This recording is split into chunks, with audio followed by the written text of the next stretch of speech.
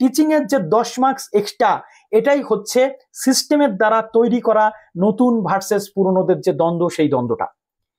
Teaching এক্সপিরিয়েন্সের 10 number যেহেতু এর মধ্যে ইনক্লুড আছে, নতুনরা প্রথম থেকেই এখানে বঞ্চিত হয়ে গেছে 10 নম্বরে। টিচিং এক্সপিরিয়েন্সের জন্য পুরনো যে শিক্ষক মহাশয়রা রয়েছেন, শ্রদ্ধেয় শিক্ষক মহাশয়রা, তাদেরকে আমরা শ্রদ্ধা করি। যোগ্য শিক্ষক মহাশয়রা যারা রয়েছেন তারা কিন্তু এগিয়ে থাকছেন কিছুটা হলেও। প্রথম কথা আপনাদের বলি, সিট রয়েছে 35,000 প্লাস। 18,000 সিট রয়েছে কাদের জন্য? 18,000 সিট রয়েছে, অর্থাৎ নতুন যে সিট সেটা অ্যাড হয়েছে, আর পুরনো যে সিট সেটা 17,000 সামথিং, টোটাল মিলে হয়েছে 35,000 প্লাস সিট। এবার একসাথে করে নতুনরা চাইছিল একসাথে করে পরীক্ষা হোক, পুরনোরা চাইছিল নতুনরা যাতে এতে সুযোগ না পায়। মুদ্রাটা হয়ে গেছে এইখানে। কিন্তু নতুনরা যতই চেয়েছে একসাথে পরীক্ষা দিতে, পুরনোদের যখন সুবিধা দেওয়া হচ্ছে, কাজেই একটা কোলাপস সেখান থেকে তৈরি হয়ে গেছে। নতুনদের জন্য সুযোগের যে জায়গা সেটা আমি বলবো, যেটা আমি আগেও বলেছিলাম, যে পুরনো সিট আমি ধরে নিচ্ছি এখানে একটা 50-50 কন্ডিশন হয়ে গেছে। কিরকম 50-50 কন্ডিশন? 17,000 প্লাস যে সিট আছে, পুরনো সিট এবং নতুন সিট মিলে তো একসাথে করা হয়েছে। তাহলে পুরনো সিট যেটা 17,000 সামথিং আছে, যেখানে শিক্ষক মহাশয় আমি ধরে নিলাম 17,000, তারা পুরোপুরি ওই 17,000 সিটটা অ্যাকোয়ার করে নেবেন। তাহলেও বেঁচে থাকছে কটা সিট? 18,000 প্লাস, অর্থাৎ 50%-এর কিছু বেশি সিট নতুনদের জন্য বরাদ্দ আছে। তাহলে যদি পুরনোদের পরীক্ষা আলাদা হতো, তাহলে পুরনোদের এই 17,000 সিটে পরীক্ষা নিতে হতো। আর নতুনদের যেহেতু অ্যাড করা হয়েছে, প্রচুর সিট থাকা সত্ত্বেও মাত্র 18,000, অনেক সাবজেক্টে সিট কমিয়ে দেওয়া হয়েছে। জেনারেল ক্যান্ডিডেটদের জন্য সুযোগ নেই বললেই চলে, যেটা আমরা দেখতে পাচ্ছি। প্রচুর সিট কমে গেছে নতুন পুরনো একসাথে মিশিয়ে দেওয়া সত্ত্বেও, যার ফলে একটা সমস্যা তৈরি হচ্ছে। কিন্তু কিছু করার নেই। এমতো পরিস্থিতিতে আদালতের রায় যখন নতুনদের বিপক্ষে গেছে, কাজেই এখন নতুনদের কাছে আসার আলো একটাই, 50-50-তে, অর্থাৎ তোমাদের জন্য যে 18,000 সিট সেটা বরাদ্দ, সেটাকেই তোমাদের পাখিচ্য করতে হবে। আমি ধরে নিচ্ছি যে 17,000 শিক্ষক ওই 10 নম্বর টিচিং এক্সপিরিয়েন্স নিয়ে 17,000 সিট পুরো পূরণ করে দেবে, কিন্তু তাও 18,000 সিট থাকবে। যদি এটা হতো যে 17,000-এর জন্য 16 আলাদা পরীক্ষা, 25-এর আলাদা পরীক্ষা, তাহলে তো তোমাদের 18,000 সিটেই লড়তে হতো।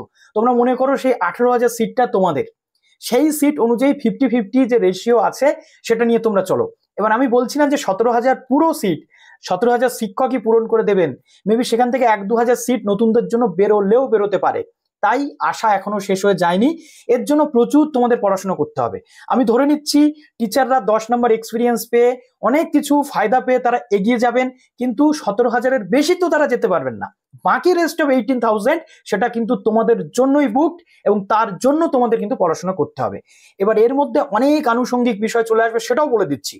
তোমাদের মনে অনেকগুলো ডাউট আছে যে 18,000 সিটটা পুরোটা আমরা পাবো তো, এই 18,000 সিটের মধ্যে আবার অন্য কিছু ঢুকে যাবে না তো? সেটাও ডাউটটা আমি তোমাদের ক্লিয়ার করে দিচ্ছি। তার আগে তোমাদের আমি একটা কথা বলি, যে 10 নম্বর যে টিচিং এক্সপিরিয়েন্সটা, এটা অনেকের প্রশ্ন আছে যে আমরা কোথায় গিয়ে পাবো, অর্থাৎ এই যে 10 নম্বরটা কোথায় যোগ হবে? একদম ইন্টারভিউ এর পরে ফাইনাল মেরিটে যোগ হবে নাকি কি? গেজেটে অনেক কিছু লেখা আছে, তাই নিয়ে তোমাদের সমস্যা, কিন্তু পরে যে একাডেমিক্স পার্টটা রয়েছে, সেই একাডেমিক্স পার্টটাতে এটা কিন্তু ইনক্লুডেড। অনেকের প্রশ্ন যে দাদা একাডেমিক আর একাডেমিক্স দুটো এক কিনা? দেখো, একাডেমিকের প্লুরাল ফর্ম কি? একাডেমিক্স। কেন? তার কারণ একাডেমিক নাম্বারটা শুধু যদি থাকতো তাহলে একটাই একাডেমিক থাকতো। এখানে একাডেমিক্সের দুখানা কলাম করা হয়েছে। কলাম এ, যেখানে তোমাদের যে গ্রাজুয়েশন বা মাস্টার্সের 60 থাকলে 60 যদি তোমাদের থাকে তাহলে 10 পাবে। আর একটা কি না, 2 নাম্বার যেটা বি কলামে লেখা রয়েছে সেটা হচ্ছে টিচিং এক্সপিরিয়েন্স। তাহলে কি বোঝাচ্ছে?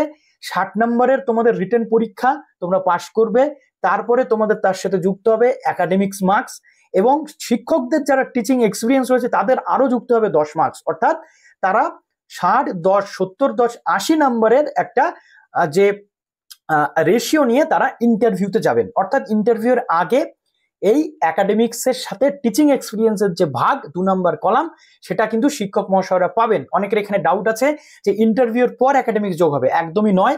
ইন্টারভিউর আগে যে একাডেমিক্সের মধ্যে টিচিং এক্সপিরিয়েন্স সেটা যোগ হবে। অনেকের প্রশ্ন, এই 80 নাম্বার নিয়ে শিক্ষকরা যাবেন ইন্টারভিউতে, আর তুমি 60-এর সাথে তোমার যদি 60% থাকে কিসে না, তোমার গ্রাজুয়েশন বা পোস্ট গ্রাজুয়েশনে, তবে তুমি 70 নাম্বার নিয়ে যাবে ইন্টারভিউতে। যেটা যে 18,000 যে সিটটা আমি বলছি নতুনদের জন্য একদম ফিক্সড, তার মধ্যে কোনো সমস্যা হতে পারে কিনা? অনেকগুলো সমস্যা হতে পারে। এর মধ্যে কি কি?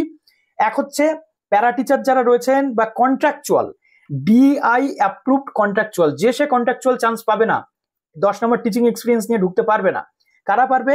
ডিআই অ্যাপ্রুভড যে কন্ট্রাকচুয়াল টিচার। এবার অনেক জায়গাতে আমরা এরকম শুনতে পাচ্ছি, বিভিন্ন রকমের গুজব হতে পারে বা সত্যিও হতে পারে, এটা তোমরা তোমাদের এরিয়াতে একটু সতর্ক থেকো। যদি কোনো রকম দুর্নীতি না হয়, ফ্রেশ রিক্রুটমেন্ট হয়, তাহলে 18,000 সিট নতুনদের জন্য তোমরা পাচ্ছ। তার সাথে যে ক্যান্ডিডেটরা রয়েছেন টিচিং এক্সপিরিয়েন্সের উপর ভিত্তি করে যারা ডিআই অ্যাপ্রুভড কন্ট্রাকচুয়াল তারা ঢুকছে। ডিআই অ্যাপ্রুভ যে কন্ট্রাকচুয়াল তারা ঢুকে যাচ্ছে, ঢুকে একটু সংখ্যাটা বেড়ে যাচ্ছে। তার কারণ 17,000 শিক্ষক যদি পুরো ওই সিটটা নেয়, তাহলে ওই 17,000 সিট তো শিক্ষক মহাশয়দের জন্য চলে যাচ্ছে, কিন্তু যারা কন্ট্রাকচুয়াল আছে তাদের জন্য কিন্তু আবার 18,000 থেকে নতুনদের সিট ছাড়তে হবে। ওকে, যদি তারা পাশ করেন। তাই এরকম একটা রেশিও যদি আমরা করি, তাহলে আমরা দেখব তার সাথে যারা ডিআই অ্যাপ্রুভ রয়েছেন তারা এর মধ্যে ঢুকতে পারবেন। কিন্তু অনেকে আছেন 6 মাস 7 মাস কাজ করে ডিআই অ্যাপ্রুভড এরকম সার্টিফিকেট নেওয়ার চেষ্টা চালাচ্ছে, ষড়যন্ত্র করছে, তাদেরকে আটকাতে হবে এনি হাউ। তার জন্য তোমরা একটু দয়া করে চোখ কান খোলা রেখো।